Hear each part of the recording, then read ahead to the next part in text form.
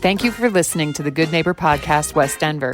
Here's a quick message from our sponsor, Local Works Wheat Ridge, provided by its Executive Director, Paige Piper.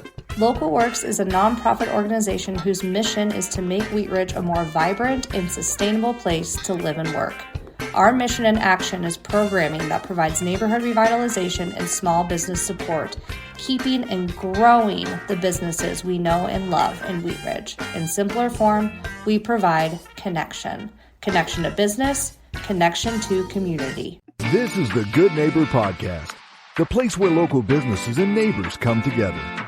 Here's your host, Meg Smith. Hello, everyone, and welcome back to the latest episode of the Good Neighbor Podcast, West Denver. Today, I'm here with Lorian Bartle of Bartle Guitar Studio. How are you, Lorian?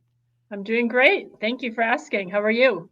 I'm good. Thanks for joining me on the podcast. I'm so excited to share you with our community. We, for those that don't know, Lorian and I, we go way back. So we've been, my little girls have been going to her guitar studio for the older one for 6 years now, we decided. So she started at 4 years old and started with some piano and keyboard, and then now learns both piano and keyboard along with her little sister. And so, yeah, they've had such a wonderful experience with you, Lorian. Thank you. And of course, Delaney's grown into her full-size guitar. So time has moved on and she has her final guitar that should last her for many years. Yeah, she's very excited. And they're getting so good. She's so excited now, like learning all the chords and, playing more complicated pieces. And so, yeah, they love it. And you've done so well with them. They both sit down regularly at the piano and make up their own music. And so they're definitely coming along, and I appreciate all that good learning. Oh, wonderful. Yeah. So tell our listeners a little bit more about Bartle Guitar Studio and kind of all of your services and your business history. So I started out when I first moved to Colorado, teaching in elementary schools as a music teacher, a general music teacher. And then I founded an after-school program, a guitar program at a charter school I was teaching at.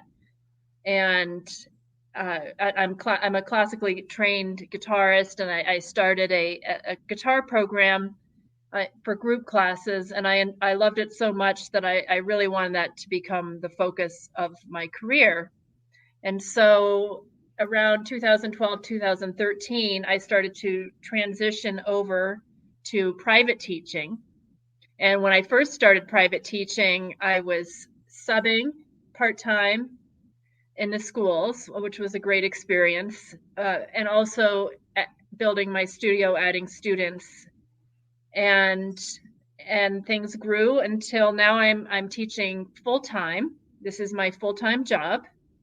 And it's just a great experience. I've had some students with me for years and just really gotten to know them and watch them grow in different musical directions. And it's just been a wonderful experience. Of course, COVID did change a lot of things. Before COVID, I had my recitals in community-based settings, and then during COVID, I had to direct Zoom recitals.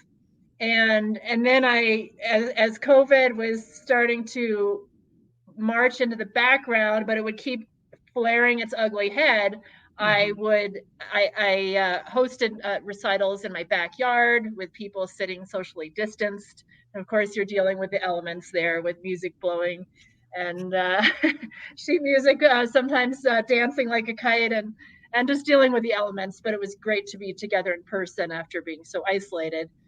And then this spring, for my spring recital, I'm going to be at a church, a nearby church, where my son goes to preschool, and we're going to be getting back into the community and performing for the community, which is something I hold dear to my heart.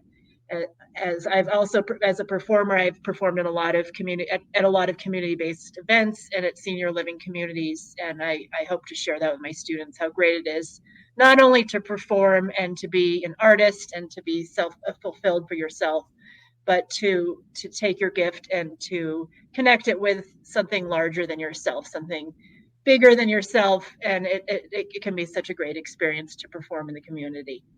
Absolutely. Yeah. And we were with you through all of those different versions of performances. And honestly, from our side, it did seem very seamless that you transitioned and still provided the opportunity to perform, whether it was on Zoom or at home or outside. And we appreciated all of that. And I have the funniest story. So back when we were at Morningstar, oh, that's right. Yeah. Pre-COVID. Yep. Pre-COVID, I think it was Delaney's first performance, and she's a ham, obviously. Oh, absolutely, she is at home on the stage. Yes. So she introduced herself as you taught her to do, and she did it so loud and proud that you then said, "This is her first performance," and someone in the audience was like, "It ain't her last." Oh, I don't remember that. That's great, and it sure isn't. We laughed so hard. We were like, that's very true. Very true. But yeah, so all of those venues worked. You made them work. You did very well with them. So, regardless of how you have to do it, I know my parents miss, they live in Florida, so they really enjoyed the Zoom versions of the recitals. Oh yeah. I remember them too. Yeah, remotely. So that was of value, even though it seemed difficult for all of us here locally. So yeah, I think you did very well through all of those. And it also taught us how to do the Zoom lessons, which have been valuable on days where the kiddos are sick, right? And so that continues. Yeah, Zoom has helped us out in unexpected ways. I mean, when there's a snow day or when students are sick or if they're traveling, they can still have the continuity and the consistency of instruction on Zoom. So there was definitely a learning curve with COVID, and we all had to dig deep and do a lot of soul searching and find different ways for our careers and our lives to move on. Mm-hmm. Yes, and you did really well. I mean, we had no complaints on our end. Thank you. Trying to figure it out. So you led the way, and we appreciated the consistency because you don't want them to lose that traction, and development of their skills. So and learning an instrument is like a sport. You want to you have to keep it up and keep in shape to improve. Absolutely, yeah, and there's definitely some consistency and frequency needs in those learning experiences. So tell us a little bit about your musical background. So I know that, you've obviously been playing guitar forever. And so tell us a little bit about what led you into just making music your career. So I started out with violin when I was 7, and I studied violin for 7 or 8 years, and then when I was 15, I made the decision to switch to guitar. And I had a wonderful teacher who passed away this year, just a great mentor, a great friend named Ed Vollmer. And he introduced me to a lot of singing and playing. First of all, it was all about the Beatles at first, and for a lot of my students, it still is. It's hard not to connect to some of those songs. And then I heard some classical guitar. I heard some recordings by Christopher Parkening, and I thought, what is that? And classical guitar is like a fingerstyle guitar. So instead of having just one pick, you play with your fingers. That's kind of like having 4 picks versus 1 pick, which is what makes it so great.